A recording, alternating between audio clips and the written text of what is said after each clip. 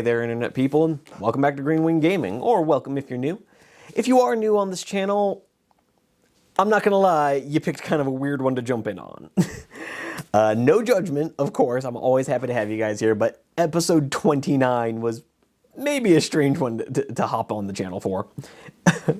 But I'm glad you are here nonetheless. This is a Friday upload, and Fridays on this channel, we like to play tabletop games, and so today, we are continuing on with our playthrough of Rangers of Shadowdeep by Joseph McCullough. And this is a bit of a momentous video for a couple of reasons. This is episode 29 of our playthrough of Rangers. It is the final scenario of the Temple of Madness mission pack. And unfortunately, I'm sorry to say, this is going to be the last Rangers game on this channel for quite some time. There is one more mission pack, but as I believe I mentioned in the outro of the last video, that mission pack is just, it's such a wild change in scenery. It's like a desert mission, and I don't have like any of the terrain I would need to run that mission for you guys. If it was just me on my own, I wouldn't care. I would just keep using the same terrain I've been using. But making these videos for you guys, I already started off pretty rough in terms of my filming quality. I like to try and hold myself to a bit of a higher standard, try to show that I am improving at this whole YouTube thing. So unfortunately, it's going to be a minute before I can justify spending that kind of money on more terrain. So it is what it is. We are going to have to... on the upside, it does mean we get to practice and try to have some fun with other games. Off the top of my head, we're probably going to be launching into some Warhammer the Old World. But I think I also might be doing a little bit of Necromunda with a buddy of mine. So we'll see how that goes. But with that out of the way, Temple of Madness. So this has been a bit of a roller coaster. For those of you who remember the previous videos, you know what I mean. The first one went unbelievably well. Couldn't have gone better, in my opinion. We absolutely smoked the enemy, literally did so well, we found the optional ending that just lets us skip scenario 2. So we did so well, we got to skip a whole mission, or a whole scenario. Which means I did end up missing out on a week of content, but that's neither here nor there. The next scenario we played was like the opposite. I don't think it would have been hard for it to go worse than it did. We had our first permanent character death in quite some time. Unfortunately, Bruno, our warhound, our doggo, the goodest boy, he got his head caved in by a cultist. There's no nice way to put that. He got sent off to the old farm in the Shadowdeep. So that was kind of a rough day. I apologize. I'll see myself out. But anyways, for those of you who have maybe forgotten what the narrative behind this is, basically the war between the good guys of the Kingdom of Alador and the bad guys of the Shadowdeep, it's not been going well for the good guys. There has been these strange mirror objects that have been used by the baddies to just start unleashing these horrifying spells that are just laying waste to the armies of Alador. And so Tywin, a servant of the king, a spellcaster, was able to track down the source of these terrible spells, and Tywin has been sent to eliminate the threat. It's a good old-fashioned kill mission. We are just here to take someone's head, and fortunately, having arrived at the final scenario, we have penetrated our way into the bowels of this unusual temple compound, and we are ready to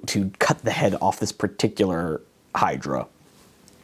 But with all that being said, I won't ramble on too much longer. All I'm going to say about the scenario before we get to looking at the table is that I've looked at the rules. This scenario is either going to be real quick, much like the last one. It's kind of like the last scenario. It's either going to be really quick and a total cakewalk, or it's going to be a disaster. And I honestly don't know which way it's going to go, guys. So buckle up. But with all that being said, just a quick reminder that the channel is very small. a quick like or subscribe never hurt anybody. I would really appreciate it. Though you have already been nice enough to click on this video, and honestly, I'm just glad you're here. But with all that being said, I would also like to remind you guys just to maybe consider leaving a comment below, not for engagement purposes. It's just that some of you have actually become regular commenters, and I like hearing from you.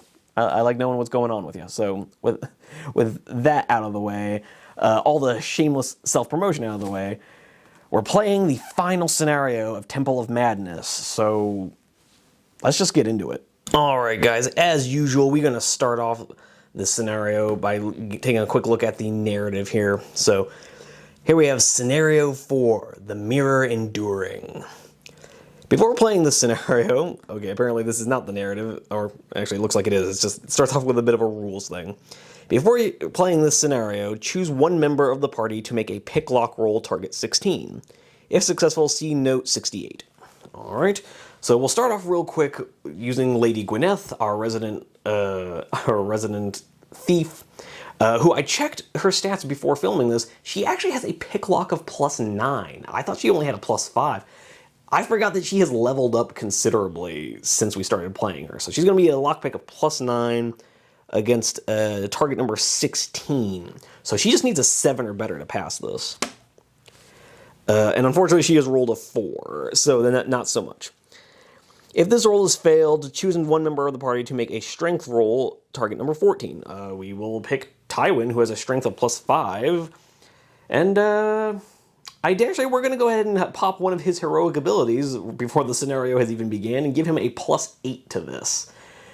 Which literally gives him for those of you who have forgotten, he has a heroic ability called Focus, where once per scenario, he can gain a +8 to any skill check, which means he currently, with his normal +5 and the +8, he has a 13, which means even on a 1, he will succeed. And so, if successful, see note 455, which we're going to flip over to right about now. So, Lady Gwyneth couldn't quite get it done, but she was sitting there fiddling with the lock of some item, and eventually Tywin just got frustrated and bashed open whatever she was working on. So, as you move along the tunnel, you spy a temple guardsman standing in front of a door. You manage to quickly and quietly dispatch the guard, but the lock proves too stubborn to pick. Instead, you use brute strength to break through. Behind the door is a small apothecary's room. Quickly ransacking the place, you find a healing potion, 1 dose of Farlight Leaf, and 1 dose of Ironbark Powder. All of these may be given to anyone who has item slots available. Alternatively, all of them may be used immediately. The effects of the herbs last until the end of Scenario 4. You also manage to scrounge, excuse me, the camera being a little weird there. You also manage to scound just enough food and drink that no one in the party will be suffering from hunger and thirst. So there we have it. After escaping the incantation lock, we stumbled upon an apothecary's room down one of the many hallways of this nefarious complex. And let's see. Getting back to the actual scenario, so I'm going to have to take a quick look at what the what those various items we found do, but I'll talk to you guys a little bit more about that when we take a look at the board. But for now, carrying on to the actual narrative, continuing to follow the winding tunnel, you descend deeper and deeper into the darkness. Eventually, you hear a soft, strange chanting up ahead. Creeping forward, you peer into a chamber. Lit by several large braziers. At the far end of the chamber, a giant gold-framed mirror hangs on the wall. In front of that mirror, on a slightly raised dais, is a cadaverous old man, dressed in dark robes. He is chanting and gesturing towards the mirror. By his side stands a hulking, horrific man-beast. 3 other temple guardsmen are moving about the room. This, you think, must be the object of your quest. The evil sorcerer and the mirror he uses to send his spells. You nod to your companions, ready your weapons, and leap into the chamber. Instantly, the sorcerer turns about, raises his hands, and shouts a spell. 2 things happen simultaneously. A giant chain net raises from the floor, completely separating you from the sorcerer and his beast. At the same time, a wall of fire leaps up between you and the other temple cultists. There is nothing for it, though. You must brave the flames and find some way through the net and end the sorcerer and his evil magic. So there we have it. We have made our move to cut the head off the Hydra, and unfortunately, he's somewhat ready for us. We're playing on a very simple board, going by the map. Just quick wall of fire, some temple guardian. It's weird, they call them cultists in the narrative, but call them temple guardian archers on the map. But again, we'll talk about that a bit more in a sec. Then we have our chain net and Pteractus and Gervicus, Grevix, Tricatus and Grevix. Wow, those are not easy names. And so looking at the setup rules, it's played on a 2.5 foot long by 2 foot wide table. It's basically just an empty square. But with all that being said, we've taken a quick look at the map and the setup, and I'll talk to you guys in a sec to look at the board. And here we are with the board all set up. We have our diminished party of heroes over here, and actually some changes need to be made because we're going to go ahead and use the healing potion to get Damien back up to almost full health. So he is actually going to be on 11 wounds because healing potions can heal 5 wounds. So he goes back up to 11. That's going to be, that calms my nerves considerably because I was convinced that he was about to come in here and be immediately one-tapped, which I suppose could still happen, but whatever. The odds are looking a little better. We have gone ahead and also given the Far Light Leaf to Bryn here, because what that does is gives him an additional +1 to his shoot, but -1 to his will and fight. So that's going to be kind of interesting. As for the wall of fire described in the intro, we are just going to be symbolizing that with a single puff of fire, because I actually don't have enough other fiery things to block off in this entire table. But yes, when we have our 3 cultists over here, I've decided to, I'm going to have them keep their ranged attacks. I just decided to go with these models instead of the Temple Guardian models I've been using, just because I think these guys look cooler. For one thing, this guy is the Exalted Champion from AOS, from the Slaves to Darkness set, he's from the Blades of Corn army, and I think he just looks super cool. Give you guys a little bit of a closer look at this guy. I think this model is just amazing, so I feel like using him.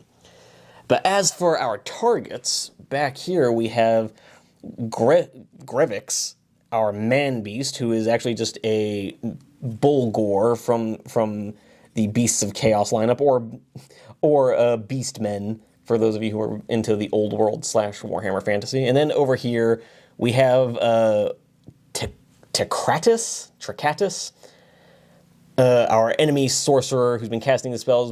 I'm just using an AOS Osiarch Bone Reaper's Soul Mason, because it describes a skeletal old man in a wheelchair. I didn't have a wheelchair. I didn't have an old man in a wheelchair, but this is also a skeletal figure in a chair of sorts. And I think, personally, I think he just looks super creepy with his little ghost coming out of his crystals in his hands, and just sitting there in his creepy bone chair with legs. So anyways, I'm looking forward to the scenario. It's going to be a simple one, but the way it works is, to get past the wall of fire we have down here, symbolized by our single solitary flame, you have to pass a will roll of, I believe, let me check here, have to make a will roll of target number 14. So actually a pretty tough will check to get past the wall of fire.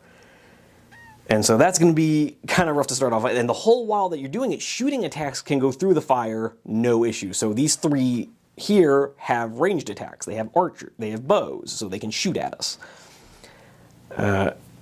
So the rules for the scenario says that these 3 models, their first action will always be to shoot as long as they have a target and are not engaged in melee. So their first action, no matter what, will always be shooting at us. Then behind that, we have a small chain that we've laid across the table to symbolize the chain net that has been raised. Again, there are 2 ways we can do this. Is that basically we have to destroy, the net itself is basically like adamantium. It's indestructible, but the joints that they are hanging from on the roof are very destructible. So we either have to pass a climb check target 14 on either side to basically like pull the chain out of its joints and let the chain fall to the ground, or we can make a shooting attack target number 20 and hope to shoot the locks down that way. So that's going to be interesting. It's going to be a kind of a hell of a barrier just getting through the fire, then having to fight these three cultists in the middle. The guy at the center, the Exalted Champion, we are going to be giving him cult leader rules rather than just basic temple guard rules, because I just felt like apparently making this mission even harder for myself. And then we have to cut down. Then we have to cut down the chain, and then we have to fight the Beast Man and his creepy sorcerer friend, both of whom have stat lines that legitimately are even better than the starting stat line for a ranger. Like this guy, our bull friend here has an armor of, has an armor of 14 with 18 health. Yeah, and a two-handed weapon. So he's going to be, and he's fight +4. That's going to be annoying. And then Tricatus here is still fight +2 with armor 12 and 16 health. So both of these guys are big, meaty adversaries. And then Tricatus actually has a special staff that, like, every time he uses it, he can, the target of his attack has to make a will check at like target number 14, and if it fails, he gets to blast them back like 6 inches. It's kind of terrifying. That only happens if he wins the fight roll, but still, there's consequences for fighting poorly against him. But with that being said, this is the table setup. This is what we're dealing with. And I will see you guys at the start of the first turn. Alright guys, here we are coming into turn 1, the ranger phase. And one thing I also should have mentioned, just like the other scenarios in here, there is no event phase, there's no drawing of cards from the deck of scary things. But instead, this scenario, at the end of every turn, there is a specific note within the notes section of the actual mission book. So I don't like the sounds of that. I haven't looked at what the notes are, but knowing this scenario, this mission pack, it's not going to be anything good. But with that being said, we're going to go ahead and jump into the ranger phase with Tywin and his merry band. And I think what we're going to do is we're going to group activate.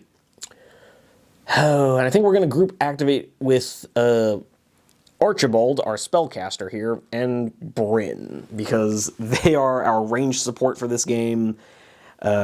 Yeah, and see if we can't try to blast apart some of these baddies at a distance. So we're going to start off with Tywin here, who first thing he has to do as a kind of a free action has to make a will roll. So he already has a will of +5, I believe, and so he gets to make a will. He needs a 9 or better to even be able to pass through the flames, and if he fails, he takes a point of damage. So let's see it. He rolls a natural 20. That is a good omen, or I shouldn't say that much, knock on wood. That is a good start to our scenario. He passes his will roll no problem, so he's just going to run up 7 inches like so to challenge the enemy. And in the meantime, as Tywin just kind of pauses, we've barged through the door, the sorcerer has erected these barriers, and Tywin has given a reassuring look to his friends and says, "Let's finish this," and charges through the flames before anyone can even utter a protest. And for Archibald's first action, you guys can probably guess what's happening here. It's fireball o'clock, because what better time than now?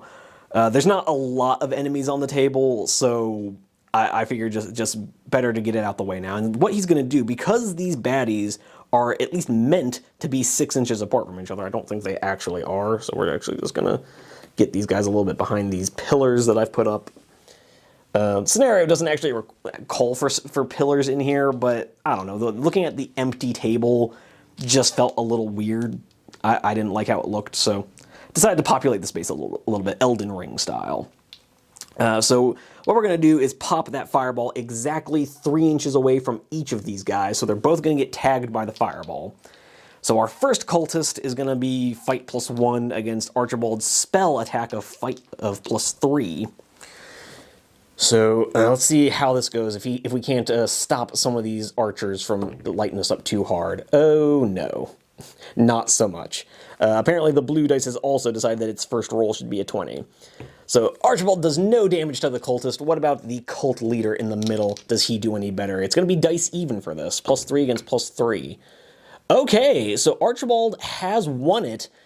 His 18 with a +3 becomes 21. Cult leaders only have an armor of 12, so that's going to be 9 points of damage, taking this cult leader down to 2 wounds remaining. Oh dear. That actually is very helpful. Again, they're not going to be charging Tywin. The rules specifically say they will make shooting attacks against Tywin, so fun stuff. So he's about to get lit up with some arrows, but let's see if we can't fix that, shall we? So what we're going to do now, so again, just narratively, Tywin has given his reassuring look to his friends, telling them, we've got this, boys, and charging through the flames as his companions look on in a mixture of horror and respect as they see him make it through to the other side through the flickering of the flames, and see that his shield has allowed him to burst through completely unharmed. Archibald sees the enemies kind of lurking out of the shadows to start taking shots at him, and has just thrown a fireball downrange, catching this horned helmet-wearing asshole square in the chest with his fireball, and looking on it with a bit of dismay as this enemy is still standing. The fireball has erupted, not really making much impression through the actual wall of flame, but the fact that he got it through it all, pretty impressive. He hears a cackling, like kind of a derogatory cackling emerging from this kind of metallic skeleton sitting in his bone chair across the room. Archibald is feeling the magical pressures on his own brain, is amazed he even got the spell off, and is gratified to see that Tywin is going to be charging in and just barely able to, is going to be facing a much weakened adversary rather than a full-strength one. But moving on, we're going to have Bryn here taking action. He's not going to try to move through because I just don't want him getting anywhere near the enemy. Particularly because the iron bark root I gave him, or iron bark powder I gave him, gives him +1 to shoot, but gives him -1 to will, which is going to make it harder to get through that fire, and gives him -1 to his fight. So I don't particularly feel like getting him into melee today. So instead, seeing that the fireball has landed and taken this cult leader square in the chest, he sees this other cultist who was part of the target of the fireball, but seems to have ducked behind the pillar just in time to avoid its effects entirely. And so Bryn kind of levels his crossbow, still grieving the loss of his faithful doggo friend, and just says, "This is for Bruno, you son of a bitch." Or to quote the Princess Bride, "I want my dog back, you son of a bitch." And so he levels his musket and pulls the trigger, sending a burst of smoke in amongst the flames of the firewall. It's going to be shoot +4 against, we're going to call that light cover from this angle. So it's going to be shoot +4 against fight +2. Okay, so Bryn has done okay, not amazing. He's rolled a 9, becomes a 13, so he's going to end up doing 2 points of damage, taking this cultist down to 8. Nothing to write home about. And then his second action is just going to be to reload. So he sees the ball of his musket kind of send sparks and powder and a pulverized stone off of the pillar next to the cultist, kind of sending chunks of stone into the cultist's face, definitely causing some pain and sending out a shriek of surprise throughout the chamber, but not really doing what we wanted it to. And as for Tywin, his second action, I don't know. There's not a lot he can do here. He's only got another 3.5 inches of movement. It's not enough to get there. Oh, what the hell? He does have a throwing knife in his inventory, so he's gonna see. We'll see if for the first time in this entire campaign, his throwing knife can actually come in handy. He's only got a shoot of +1. So I don't have high hopes for this against the cultist leader's fight of +3, or actually fight of +4 with the +1 bonus because Tywin moved. So shoot +1 against fight +4. Oh my word, the cultist leader may have had all the bonuses, but he has rolled a natural 1, whereas Tywin has rolled an 18. Guys, this is history in the making. The dice gods want this battle to be epic. Tywin has actually managed to kill something with a throwing knife for the first time in this campaign. Down goes the cultist leader. As he kind of emerges, letting out a defiant roar from the fireball, trying to get out the words, "I do not fear you, foolish mortals." It doesn't even get to finish the sentence. It just gets out a, "I do not fear," and immediately a throwing knife just goes into goes through the slit of his helmet into his eye, dropping him in a second. Tywin just looking out, "Shut up." But that, unfortunately, will bring us to the end of our Ranger phase. Archibald does have a second action, but again, I don't see any reason to be sending him into combat range or even risking the firewall. But with that being said, it is going to take us to the creature phase. Now, these guys have some interesting rules. They basically won't do anything until we get to them past the net. The wizard will never make any moves towards us. It doesn't say what spells he knows, so he just doesn't take any actions in the creature phase until we get to him. And Buddy Boy over here, the big bull man, he is a bodyguard unit. He literally is not allowed to move more than an inch away from the sorcerer. And if anything ever forces him to move away from the sorcerer, he must use as much of his actions to try and get back to within an inch of the sorcerer. So the two of them are just going to be staying put. However, there are a pair of archers about to take some shots against Tywin. So archer numero uno is going to have if he was a Temple Guardian archer, he would have a shoot of +1. So we're going to say these cultists have a shoot of +1 against Tywin's fight of +5. So let's see if Tywin can withstand this barrage. First archer. So we roll a pair of natural 20s. Oh my word. Where is this one? I play Dungeons and Dragons. But so Tywin, having the higher fight score, will win that. So as Tywin has rushed through the flames, kind of pats out the few pieces of his clothing that are starting to smoke a little bit, and just before the cultist can realize what's happening, pulls out his dagger, chucks it into the face of their leader, whips up his shield just in time as the injured archer bounces an arrow off his shield. Tywin looking over, seeing another archer preparing to shoot at him. Let's see it again. Okay, dice continuing to roll hot on both sides. The cultist rolling a 16 with his +1 shoot for a 17, but Tywin rolling a 19 for a total of 24. So Tywin has chucked a throwing knife at the bad guy, whipped up his shield to deflect the first blow, sees this other cultist emerging from behind there, and just barely gets his shield ahead of him in time to deflect the next arrow. Truly showing us all why he has been trusted with this mission. But with that being said, it is on to the rest of our party, and I believe what we're going to do is have Gwyneth activate. She actually has a will of I believe it's a will of +3, but we're going to roll her will check and see if it matters. No, it doesn't. She rolls a 16. It doesn't matter what her will is. She just makes it. So seeing Tywin over here deflecting the arrows of the enemy, she won't let her buddy down. This whole mission for her has been a mission of growth and really learning how to be part of the team, as opposed to treating them as just kind of convenient obstacles for her looting.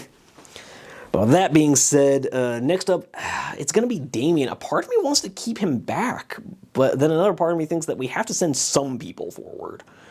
But with that, we're actually going to send forward. We're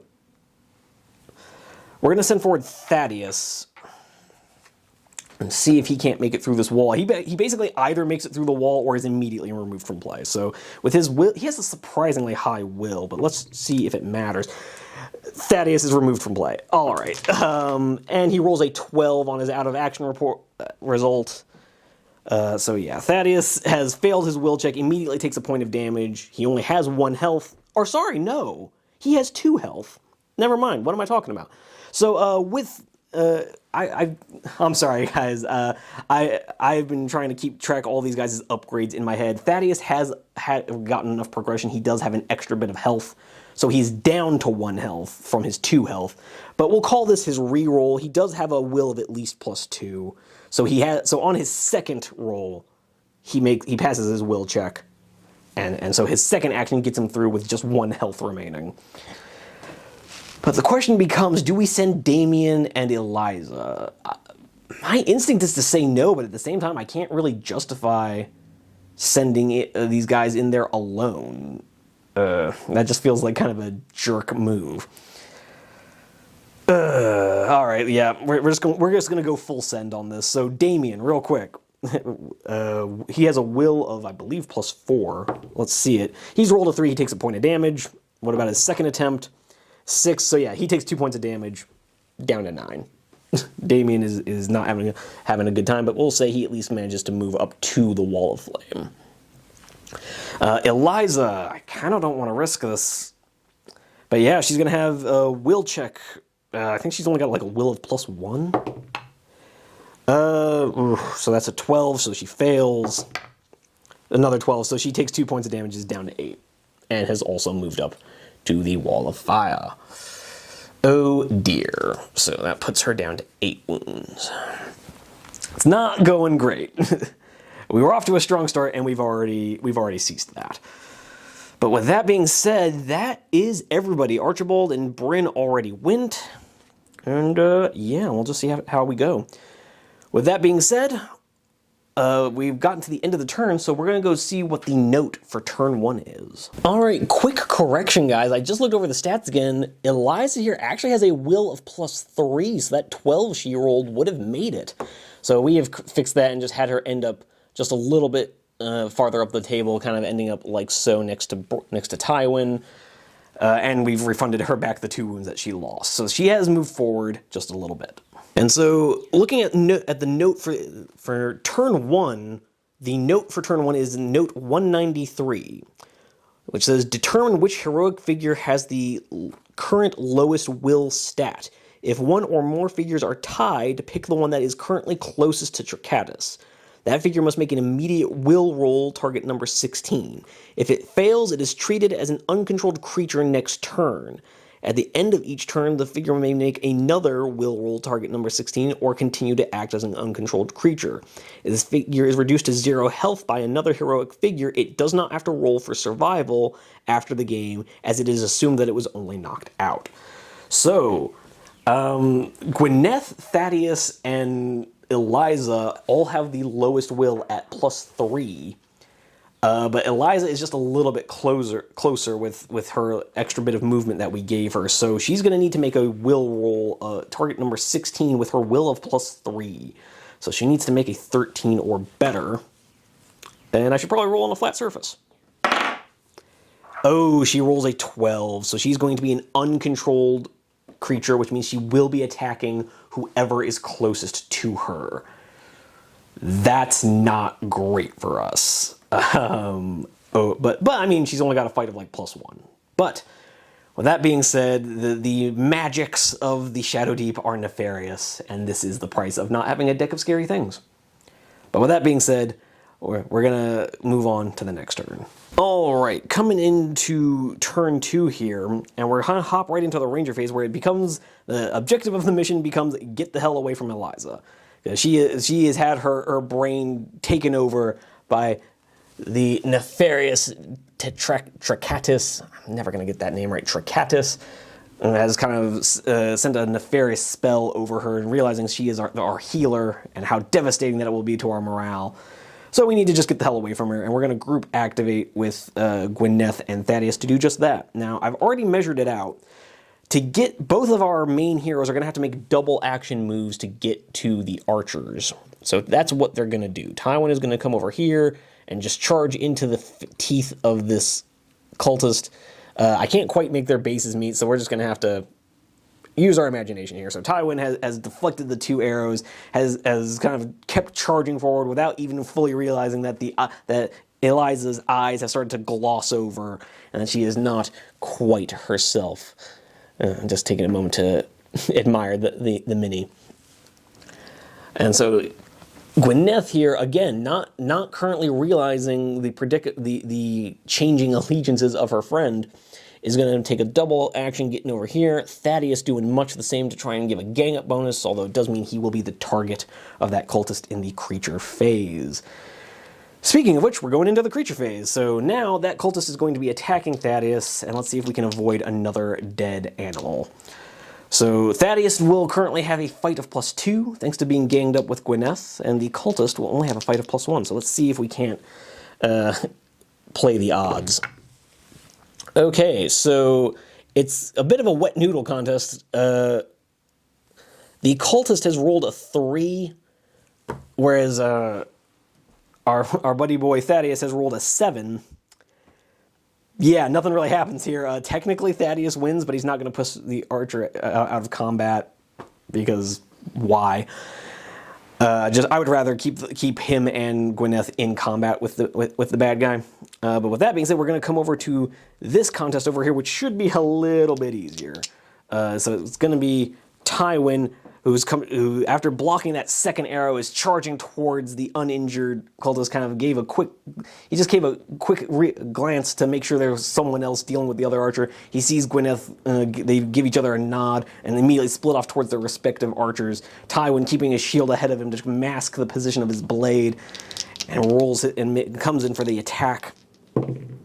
And he rolls another natural 20 against a natural 1. Again, the fates just want Tywin to do well. And so with just the casual ease of a seasoned veteran, keeping the point of his blade behind his shield at the last second, psyching out the cultist and leaning over to his left, and then suddenly reversing to his right before removing the shield and thrusting his blade forward, catching the cultist off balance and sending his blade directly through the madman's heart, kicking him off the blade, and seeing yet another enemy corpse drop to the cobblestones of this horrid temple. But with that being said, it is now time for Eliza, who has a 6-inch single action move and a 9-inch. So she is unfortunately going to be able to lock. Well, she will be able to lock Tywin up in combat, but the spell does specifically say she can check to see if she overcomes the spell every turn. So let's see if we can't make another will check. Target number 16, and she's got a will of +3, so needing a 13 to get her out from under the clutches of the enemy, and she rolls an 18, so never mind. Eliza is all good. Eliza, we saw her eyes begin to kind of gloss over and turn into black orbs, but she summons her willpower and remembers all her fallen sisters at the bastion of Saint Amelia, and manages to purge the foul magics from her mind, and instead she's just going to make a double action move behind this pillar for now. That brings us to the end of the creature phase, and it's now time for the companion phase, where Damien, with his will of +4, is going to try again to get through the firewall. Let's see if it goes a little better for him. He makes it this time, so with a 13 +4, more than enough. So he's just going to take a double action move, ending up a little farther up the table. He's going straight for the enemy, even if that's maybe not the wisest move for him.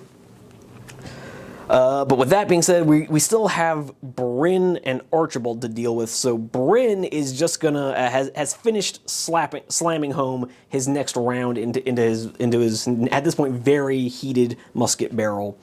And he's actually going to start taking shots at the net that separates the target from his would-be executioners. So he's going to be making a shooting attack against the right hand joint, holding up the unbreakable chain net. So he needs to get a total of a 20. And this is not an opposed roll-off because it's not a bad guy. He just needs to get a total of a 20, and with that with the Farlight Leaf we gave him, he's going to have a shoot of +4, so he needs a 16 or better. He fails. Oh dear. And so he's just going to spend his next action reloading. And Archibald, I don't really want to waste his spell on the net, so he's not going to. Instead, he's just going to kind of move up a little bit, get a little more central, but not go through the firewall. That brings us to the end of our companion phase. We've gotten through most of the cultists. We seem to be mopping them up easily enough. And we're going to go check out the note for this turn. All right, the note for turn 2 is note 236. Select the heroic figure that is closest to Tricatus in line of sight and not in combat. Make an immediate +3 shooting attack against that figure. If no figure qualifies, no shooting attack is made. Well, unfortunately, Damien, being so eager to get through that firewall, has made himself the closest hero. He's going to have his fight of +4 against a shooting attack of +3. And Tricatus has rolled a 10. Damien has rolled a 16. So as Tricatus is shocked to feel Eliza escaping the grip of his spell, he then lashes out with a beam of energy aimed directly at the charging Damien. But Damien, this ain't his first rodeo. He manages to get his shield up and deflect the burst coming against him and sends it up into the roof, causing various stones to collapse down from the roof and giving everyone a bit of pause as they realize that, hey, we're underground, maybe don't do that anymore. But with all that being said, that is the end of turn 2, and I'll see you guys at the start of the next turn. Alright, coming into turn 3, guys, we're going to go right into the Ranger phase, where Tywin is not close enough to group activate with anyone. So this is going to be a pretty simple turn for him. He is going to run over to this end of the net, and he has to make a climb roll, target number 14, to basically climb up the net and pull it off the hook holding it up. Fortunately, Tywin already has a climb of +3, and he has a rope in his inventory. Guys, I legitimately forgot he had that rope in his inventory. We literally have not used it since the 3rd ever mission. So that would have been episode 6 was the last time that rope was in any way relevant. At least I'm pretty... actually, no, that's not true. We did use it once during Burning Light to climb some stairs. But my point stands. The rope has been, like, basically irrelevant for most of this campaign. So he has a total, somehow, climb of +8 with the rope. So as Tywin has just burst out the rib cage of that other cultist, kicked the enemy off his blade, Tywin's actually kind of a badass this game. He killed the first cultist with a throwing knife, immediately deflects 2 arrows and kills another cultist, like not even pausing as he runs towards the net. Immediately pulls a rope off of his pack, throws it over the net, and let's see if he can make that target number 14 with a +8 modifier. So he literally just needs a 6 or better. And he rolls a 16, didn't need the modifier at all. So yes, Tywin has, without breaking his stride, just pulled a rope from his pack, chucked it over the net, and immediately just climbs up the chain net. And you know what, forget the rope. Narratively, we're just going to say he just went back to his basic training days and just climbed that chain net like it was nothing, pulled it out of its hook, and then just dropped back down to the floor like an absolute champ. But that does bring us to the creature phase, where once again this cultist is going to make an attack against Thaddeus. Does Thaddeus have it in him to fend off this cultist? Fight +2 for Thaddeus against fight +1 for the cultist. Okay, so the cultist has rolled a 9. Thaddeus has also rolled a 9, but Thaddeus has a better fight stat, so he does win. But with a total of an 11, he's not going to do any damage because he has rolled exactly equal to the cultist's armor, which is unfortunate. But that is the worst the cultist can do, because he is in melee. But with that being said, it is now going to be on to the companion phase, where Gwyneth is going to use her fight +2 to try and put this cultist down. So fight +2 against fight +1. Okay, and Gwyneth is on it. So as Thaddeus comes soaring in ahead of her, she, after giving her a quick nod to Tywin, has come rushing towards the cultist, just for Thaddeus to immediately dart ahead of her, or into the teeth of this cultist, who drops his bow and immediately pulls out his wickedly curved, see, that's kind of like a meat hook he's got in his hand. So Thaddeus barely avoids being caught, but just barely manages to duck out of the way of that meat hook trying to take him in the chest, and is now just pecking away at the cultist, who's flailing around his face, not noticing Gwyneth closing in with her short sword at the ready, which he just jabs into. She just rushes forward and just actually, sorry, no, she only has a dagger now, so that's -1 damage. So her 17 goes to a 19, goes to an 18 with 11 armor. That's only going to be 7 points of damage. So she doesn't quite kill the cultist, but she has rushed up with her dagger and slashed across this cultist's throat, putting some major hurt on him, just slashing the side of his neck, hitting a major blood vessel as the cultist kind of staggers back away from the foe he didn't even realize was coming at him. Does Thaddeus finish him off? I think he would at least try. So Thaddeus is going to make an attack, fight +2 against the cultist, fight +1. Come on. Unfortunately, the cultist has rolled a 14, but a +1 as a 15 is just enough to finish Thaddeus off. Fortunately, so Thaddeus is removed from play, but has rolled a 12 on his out of action table. But Thaddeus is no longer going to be part of the scenario. So the cultist takes a massive blow to the side of his neck, starts staggering off to one side. Thaddeus, smelling blood, looks to continue his rampage, only to be immediately swatted aside. Or we won't even say the cultist swatted him aside. The cultist just kind of like collapsed to the side, and Thaddeus flew himself straight into this pillar, knocking himself unconscious and collapsing to the floor. Gwyneth letting out a cry of alarm before checking her bird friend and realizing that he's still breathing and he seems to be just fine. Just fine, if a little bird-brained, pun intended. So that is going to be the end of Thaddeus and Gwyneth's turn. So what we're going to do now is we're going to go over to Bryn here, whose first action is going to be to try and shoot out the other net joint. So again, his shoot of +4 with the far light leaf.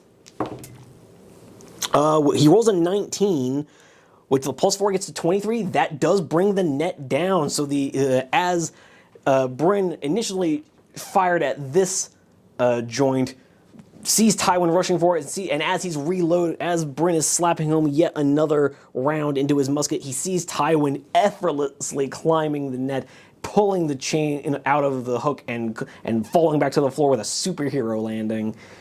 Bryn is just sitting there, oh, you bloody show-off, and manages to slap home another round, pull out the ramrod, and level his musket at the other joint, and not seeking to be not content to be outdone by his ranger, he pulls the trigger, and here's a satisfying rattling of chains as the smoke clears, and he realizes his shot has hit home, and the net has collapsed to the ground. Our enemies are now fully vulnerable to our attacks. And with that being said, we're going to try and soften them up a little bit. Obviously, Bryn's second action is going to be to reload, but Archibald here is going to make his second spell attack. He's going to use his magic bolt spell. So once again, extending his hand out just shy of the firewall, waiting for a gap in the flames, as he mutters the words of an unknowable, otherworldly presence, as eldritch lightning arcs from his head down his shoulder, through his arm, into the palm of his hand, and he sends a bolt across the room into the chest of Grevicus. Still struggling with these names, guys. So that's going to be a shoot of +4 from Archibald into a fight of +4 for Grevicus. So let's see if Archibald can lay the first hit on him. He rolls a 19 to Grevicus's 9. Oh dear.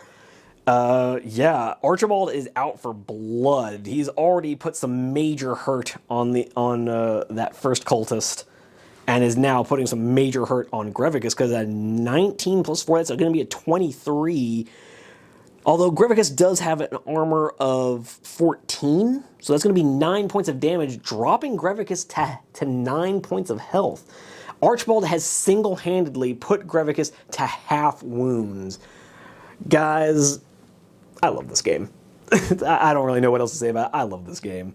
Archibald is just absolutely powering up and letting us know why he is the old man everybody needs in their party. As he extends out his hand, the bolt of energy bursts through a gap in the firewall, slamming straight into the chest of the roaring Grevicus. Grevicus is over here readying himself and hefting his axe as he sees the chain coming down, realizing his ward, the object of his single-minded protection, is coming under threat. Readies himself, starts kicking out, stomping his hoofs into the ground, only to catch a bolt of energy straight to the chest, letting out a roar and howl of protest as he drops to half wounds. And Damien here, I think we're going to play this a little smart. Not real smart, just a little smart. And have him kind of angle over here to get behind that. He's going to make a double move behind the pillar, try to get out of line of sight while also trying to get within threat range. So he's going to hide behind that pillar, seeing the malicious glare of Tricatus coming his way. But with that being said, guys, that does... Oh, I guess Eliza is also a thing. What do we want her to do? She is a healer. I guess she's going to make a double move across here. Tywin doesn't really need any help. But Gwyneth might be in a little bit of trouble. And with that said, that will bring us to the end of turn 3, and we're going to go see what the note for turn 3 is. Alright, for turn 3, the note is 342, which says, a pair of skeletons suddenly break through the stone floor and attack. Place 2 skeletons in the exact center of the table, then move each one 6 inches in a random direction. These skeletons follow all of the normal rules for evil creatures. Oh dear. It almost seems that the howl of Grevicus has raised the dead and summoned more foul creatures to defend his master.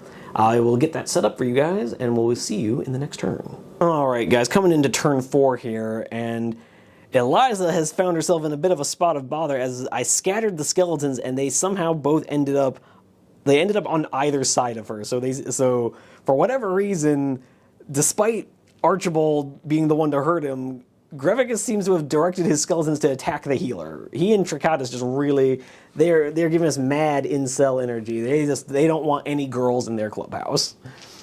But with that being said, we are going to go ahead and go into the Ranger phase. Obviously, Tywin not close enough to group activate with anyone.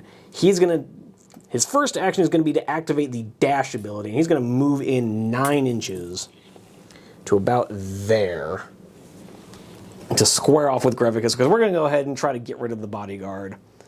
And then Tywin's second action is just going to be to activate again, move another 4.5 inches, and get into melee with the foul creature. That does mean he's going to be attacked by Grevicus, but I kind of don't care at this point.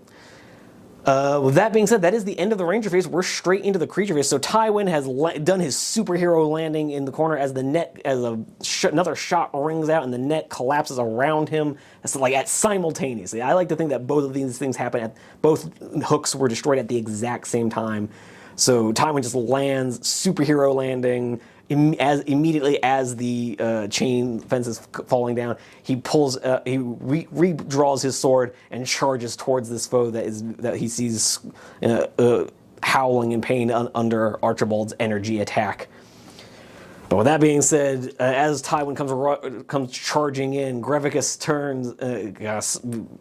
has been forced to one knee by the attack, has surged to his feet, letting out another roar of challenge as Tywin comes in to face him. The brave ranger from Alador squaring off with this foul abomination from the depths of evil. It's going to be Tywin's fight +5 against Grevicus's fight of +4. And Tywin has pulled it out. So Tywin has rolled a 14 against Grevicus's 12. There's going to be a total of 19, a total score of 19, which is enough to do damage against Grevicus with his 14 armor of 14. And once again, so that would normally be 5 points of damage. We're going to go ahead and pop another heroic ability where Tywin has, I believe it's called Devastating Blow. And it says that anytime an attack roll of his results in damage to an enemy, he can immediately add an additional 3 damage. So that's going to be a total of 8 damage. Grevicus has been reduced to a single wound. Guys, it's getting spicy. It's getting spicy. So Tywin has come rushing in towards this most terrible foe, and as Grevicus has braced himself and starts kind of stomping his hooves, bull style, that whole thing where they drag their hooves across the floor, kicking up dust. As Grevicus has begun to launch into his attack, pulling back his monstrous axe, looking to cleave Tywin in two, little does he realize Tywin is no amateur. Tywin will be his doom. So as the axe comes swinging in, Tywin gets his shield up at just the right angle, deflecting the axe to bounce off, still on its own original arc, but just sending the axe harmlessly off his shield. Still, of course, sending a fearsome amount of energy through his arm, forcing him to clench his muscles and grit his teeth. But the axe is now bouncing wide, leaving Grevicus wide open as Tywin surges forward and drives his blade to the hilt into Grevicus' side. Grevicus letting out another roar and beginning to thrash down, only for Tywin to pull his blade out and leap back just in time to not take any damage. Whew. But now we come over to the rest of the creature phase, where Gwyneth is going to be in combat with this cultist. Now only a fight +1 against a fight +1. I really shouldn't have attacked with Thaddeus. And unfortunately, Gwyneth has lost that role. Gwyneth has taken this time to completely fall apart. She has armor of 11. The cultist's final score is 13, so she's going to take 2 points of damage, going down to 9 wounds remaining. Unfortunate. With that being said, this Skelly boy over here is going to come rushing in to try and dogpile on her, because she is the closest friendly model. So he's going to have a fight +2 against Gwyneth's fight +1. Come on, Gwyneth. Okay, so Gwyneth has pulled it out with a total score of 12 against a total score of 7. But with her -1 damage, she gets a damage total of 11, which is exactly the skeleton's armor. So unfortunately, the skeleton is still alive, or quote-unquote alive, but is forced back out of combat, so she's at least not getting ganged up on. And the other skeleton, we're going to go ahead and assume the skeleton doesn't try to charge through a wall of fire and is instead just going to come right at Eliza. And again, it's going to be dice even, a fight +1 against fight +1. Oh, the skeleton has won that combat, but only gets a total of a 10. Eliza has an armor of 11, so the skeleton has come charging out of the ground, letting out a kind of a dry, rasping attempt at a battle cry, its teeth chattering as it charges at Eliza. Eliza turning just in time to see the foe coming. And the skeleton does manage to get in a good thrust with his sword, but Eliza is ready for it and manages to direct the blade into what little armor she is wearing, taking no damage. That being said, we are now going to go into the companion phase, where Damien here, having run behind this pillar. Oh, as much as he wants to go help Tywin's kind of got this. So instead, Damien is just going to come back and try to help his friends. So Damien is just going to come back here. He's well within 6 inches to get to the skeleton, and he's going to try and finish that skeleton off and help Gwyneth out just a smidge. So Damien is a fight of +4 against the skeleton's fight of +1. And Damien has rolled a 16 for his first actual combat of the game. So Damien, as he's kind of lurking around this pillar, looking to kind of, he has already seen Tywin charging in and was hoping and was trying to be clever, trying to move around the pillar to try and get the angle on this brute and lay it low to try and set his boss up for the killing blow against Tricatus. But instead, he hears Gwyneth let out a shout of alarm and say, Damien, little help here! He turns around to see her in trouble and forgets all notions of trying to be clever, rushes forward, and absolutely obliterates the skeleton with the hardest swing he can manage, blasting the skeleton apart, coming to the aid of his friend. And so now Gwyneth is going to try to do something similar. She's going to try and finish off this wounded cultist. Fight +1 against fight +1.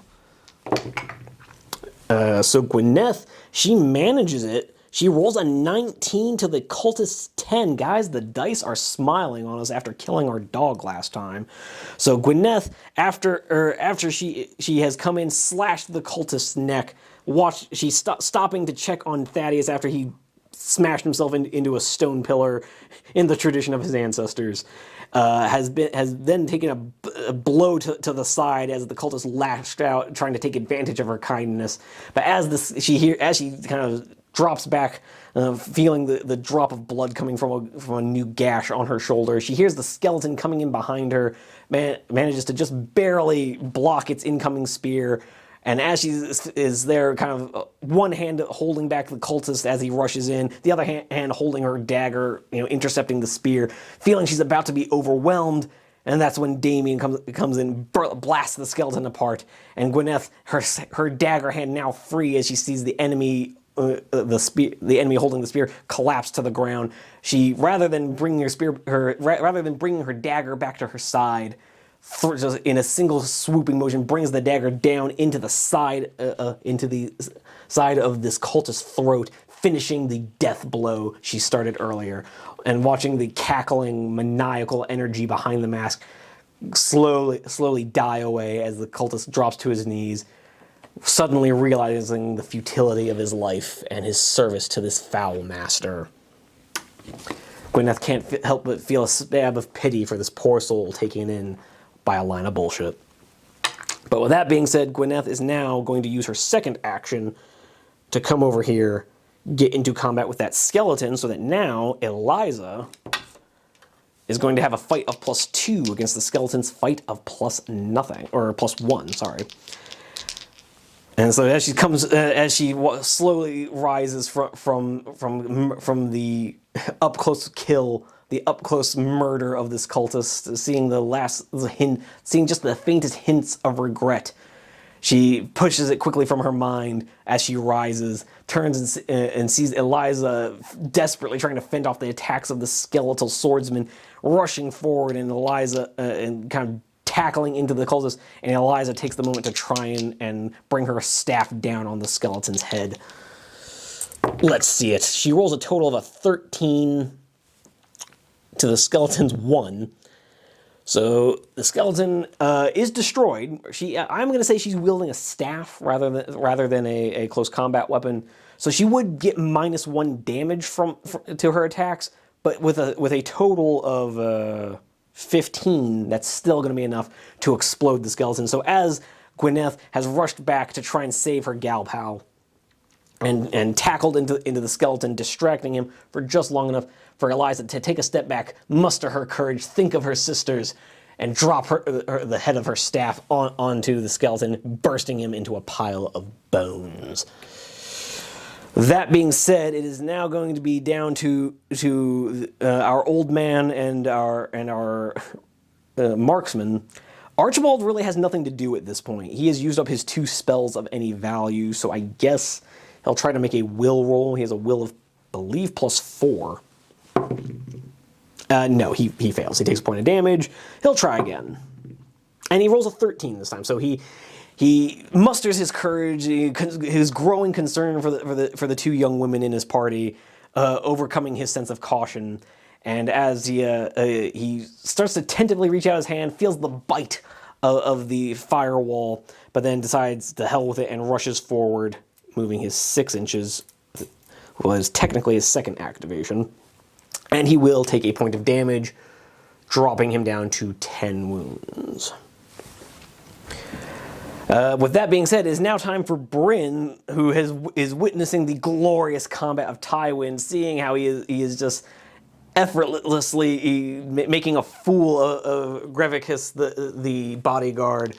And Grevicus now with a sword, with a massive smoldering crater where Archibald hit him with the magic bolt, and a gaping wound in his torso where Tywin has stabbed him in the side. Grevicus is in no position to shield to shield his malicious master, sitting there in his throne, still somehow indifferent to the combat around him, still arrogantly sure of his survival despite the heroics of our companions. The glowing eyes of Trikatis, I still have to pause before I can say that.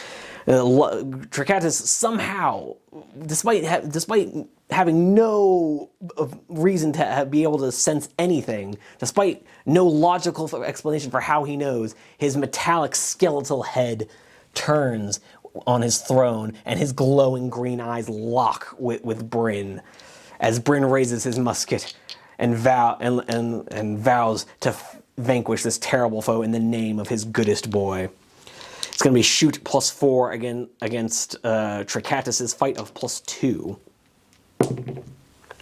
And Bryn rolls a natural 20. Vengeance for our doggo, vengeance for Bruno. The forces of goodwill triumph. And a natural 20 gains because he's rolled a natural 20 on an attack roll, that does trigger the +5 bonus for a critical hit. I only say this now because I was getting it wrong for a very long time. For you longer term viewers will remember. So that 20 with his +4 shoot thanks to the Farlight Leaf. So that's 20. That becomes a 29 with a +2 damage for being a quote unquote crossbow. 20. That becomes 31 points of damage. Trikatis has an armor of 12, dropping that down to 19 total damage. But guess what? Trikatis only has 16 wounds. So Bryn, from downtown, through a wall of fire, across the room, past all of his friends, past the chain net, and past the glorious combat, he manages to bullseye a shot directly into the face of this grinning, glowy-eyed skeleton man, and immediately blasts him apart with a single well-placed shot. Kablam! Oh my goodness, guys, it doesn't get better than that, and the rules of this scenario are very clear. The moment Trikatis is down, the scenario immediately ends. Grevicus, I can only imagine, has been dropped to his knees, lets out a howl of anguish and confusion as the magical bonds that had locked him in service to Trikatis have been severed. He, for the first time in all of his life, feels the beginnings of free will seep in, and he can't handle it. He doesn't know how to respond. He shoulder checks Tywin out of his way and runs madly out of the room, bursting through the firewall, and Bryn, with his now empty musket, simply steps out of the way. He and Archibald don't want none of that, and Grevicus has survived, has committed the ultimate shame of a bodyguard. He has outlived his master. He has outlived his purpose, and runs howling with anguish and confusion and fear for the first time in his life through the hallway that our heroes just entered. And that, ladies and gentlemen, is the end of Temple of Madness. We're going to calculate some experience real quick. Guys, what did I tell you? It was either going to be a banger or a disaster, and the dice have gone our way. I could not have asked for a better send-off. But we'll talk a little bit more about that in the outro. All right, guys, our calculations have been finished, and we've only gained like a measly 29 experience points. Didn't really gain a whole lot, but we can't go to the outro yet because the outcome and experience section specifically says that if we successfully kill Trikatis, we immediately go to the epilogue, now that our heroes finally have some time to kind of actually look around this horrible temple they've been wandering through. And so here, so we have successfully completed our mission, but it says, as soon as the evil sorcerer falls, all of the other creatures drop their weapons and flee. With their footsteps fading away into darkness, a whispered sigh floats through the chamber, and then all is quiet. Alone in this magical sanctum, the heroes have a few minutes to properly investigate. Choose one figure to make a perception roll, target number 12. If successful, see note 286. Tywin has a perception of +11. So he automatically passes that one, so we're going to have to go see note 286. See what that says real quick.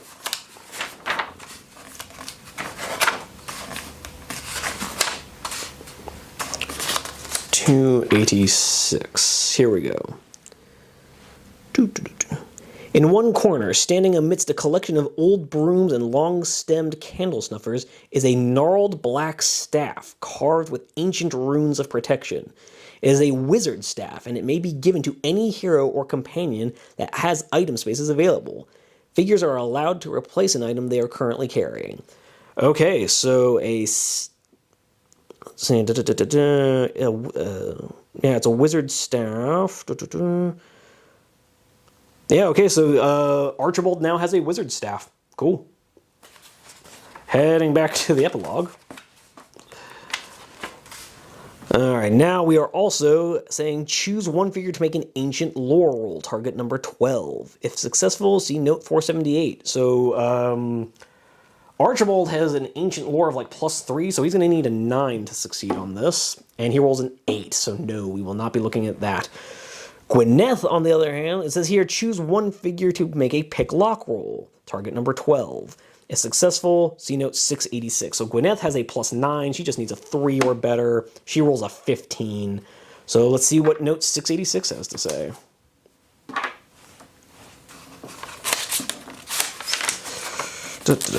Apologies for the back and forth, guys. So 686. Here we go. So, the hero discovers a small hidden door built into the wall of the chamber. Successfully picking the lock on the door reveals an old spellbook.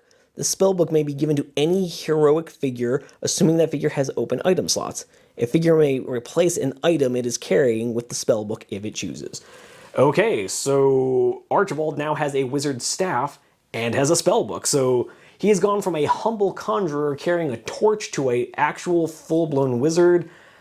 I hate to say it, guys, we might need to get a new model for Archibald to reflect his level up. But yeah, with that being said, last one here. Choose one figure to make a strength roll, target number 12. If successful, see note 849. All right, so Tywin has like a strength of +5. So he's going to need a 7 or better, and he rolls a 16. So let's go see note 849.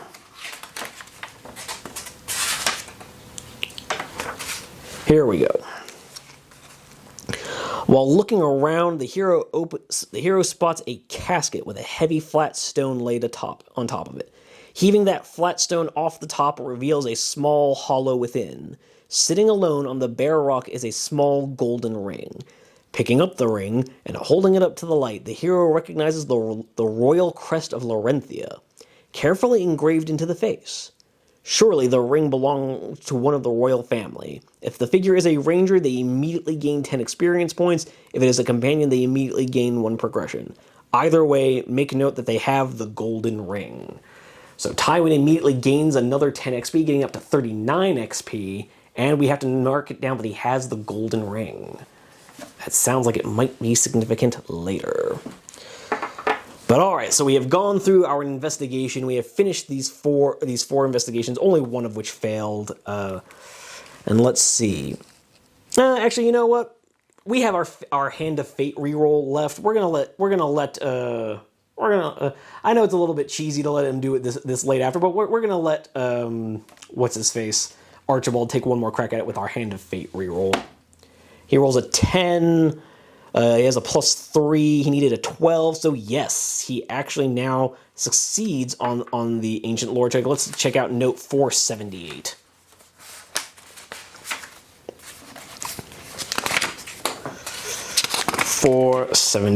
Here we go. In a shadowy recess, the hero discovers a small glass-fronted bookcase filled with darkly bound tomes. Picking up one of the books, the hero is surprised to find that they can read the book, even though they don't recognize the language.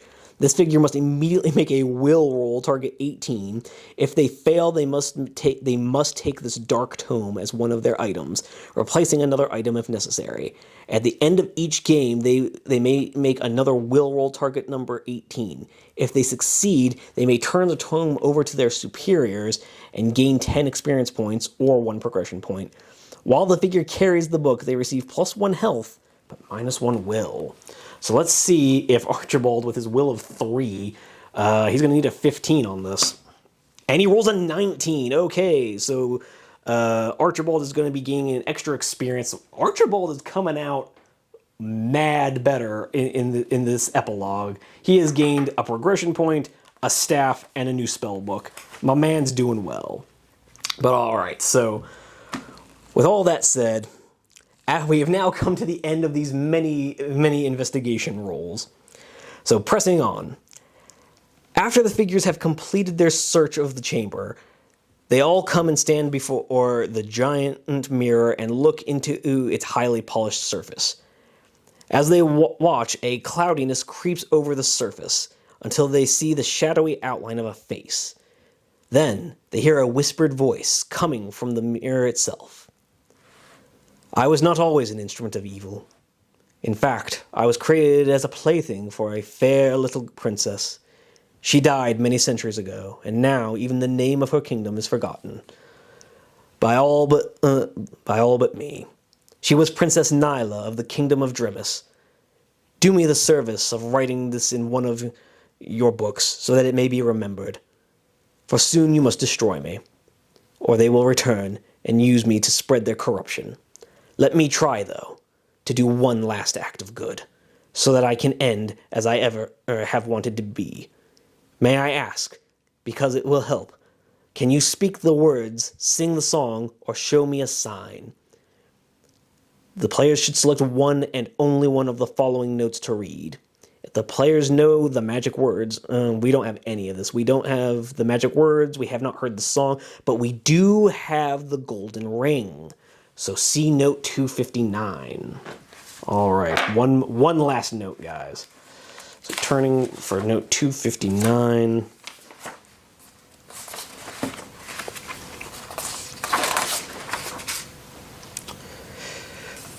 There is no note 259. 258, sorry. 258. You hold aloft the golden ring so that the mirror can see it. Yes, says the mirror, such a precious thing, but nothing compared to the one who wore it. He yet lives.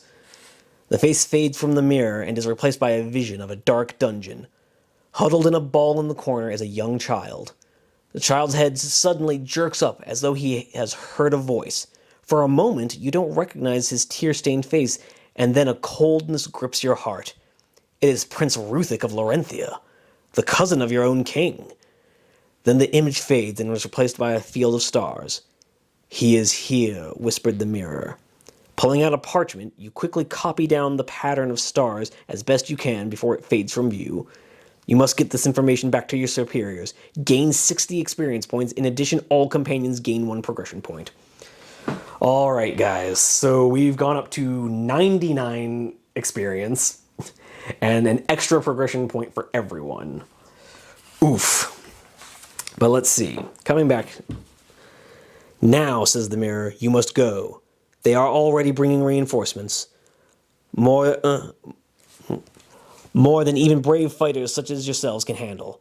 Take that hammer over there, for I would not have you mar any of your own weapons. Take it and smash my glass. Do not worry, it's not bad luck. Just please, make use of what I have shown you. With a heavy heart, you pick up the crude hammer, walk up to the mirror, and swing it into the glass. Giant cracks radiate from the blow. You step back just before all of the glass comes crashing down, like a sparkling wave. There is nothing more to accomplish here, so nodding to your companions, you ready your weapons once more, and prepare for the long journey homeward. Your mission ends here. Alright guys, that was a more involved epilogue process than I was expecting, but I'm going to have to add up all the progression points in XP, and I'll see you guys in the outro.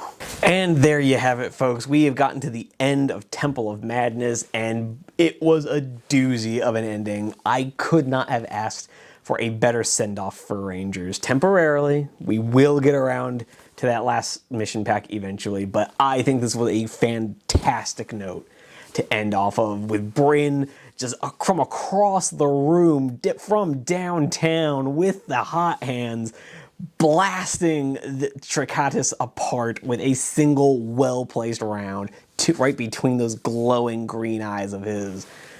You can't write it. You can't make this stuff up, guys. This is exactly why I love wargaming. Those moments where the dice just decide, this is what's happening, we are going to have a good time. Epic stuff can absolutely happen, and it's absolutely fantastic.